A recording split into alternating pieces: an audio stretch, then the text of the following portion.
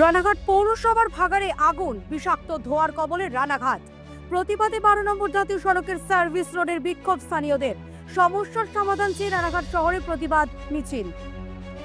সূত্রের খবর, গত 8 দিন ধরে রানাঘাট পৌরসভার ভাগাড়ের আবর্জনার স্তূপে আগুন লাগে। রানাঘাট দমকল বাহিনী ও রানাঘাট পৌরসভা মিলে সেই আগুন নেভানোর চেষ্টা করলে উপর থেকে আগুন নিভলেও আশেপাশের কয়েক কিলোমিটার জুড়ে ভেসে বেড়ায় বিষাক্ত ধোঁয়া। আর সেই ধোঁয়ার হাত থেকে রেহাই পেতেই রানাঘাট মিশন গেটে স্থানীয়দের বিক্ষোভ। আবেদন করেছি, আপনাদের কানে যাচ্ছে না। শুনুন স্যার, আমরা কত অনুরোধ, আমরা এমনি মরে যাব, আমরা বাতাস ছাড়া মরেই যাব। আপনি কি নিয়ে যাবেন ঘরের দরজা জানলা বন্ধ করে আমাদের থাকতে হচ্ছে।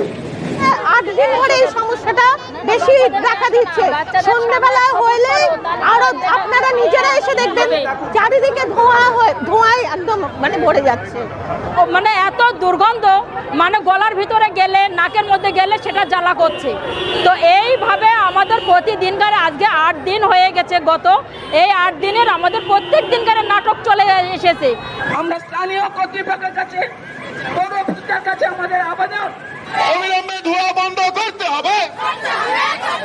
বাঁচতে চাই, বাঁচতে চাই, বাঁচতে চাই।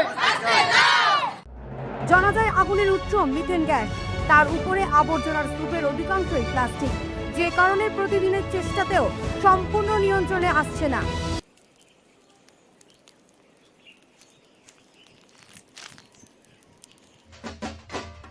নদিয়ার গর্ব, রানাঘাটের অহংকার, কলকাতার রেডিমেড সেন্টার। ঠিকানা সুভাষ এভিনিউ, রানাঘাট, নদিয়া। সন্ধ্যা 7টার পরের থেকে ওনারা সেটা জ্বালানোর চেষ্টা করছে। ওই জ্বালানোর পরে আমাদের পুরো ঘর পুরো একদম অন্ধকারে পরিণত হয়ে গেছে। মানুষ যে একটু ঘুমাবে সেটাও ঘুমাতে পারছে না। বাচ্চাদের এত শরীর খারাপ, ওরা হসপিটালে ভর্তি হচ্ছে। কত বয়স্ক হসপিটালে ভর্তি হচ্ছে। ওনাদের যদি প্রমাণ করতে হয় হসপিটালে গিয়ে যাক।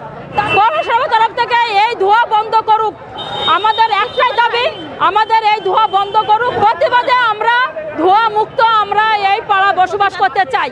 আমাদের এই এলাকায় একটা ভাগাড় নামক একটা জায়গা আছে, যেখানে এই রানাঘাট পৌরসভার সমস্ত রকমের আবর্জনা, সেটা মৃতদেহ থেকে আরম্ভ করে হসপিটালের বিভিন্ন অর্গান যেগুলো পার্টস বাদ যায় থেকে আরম্ভ করে প্লাস্টিক এবং যে কোনো আবর্জনা, সেগুলো ওখানে জড়ো হয়।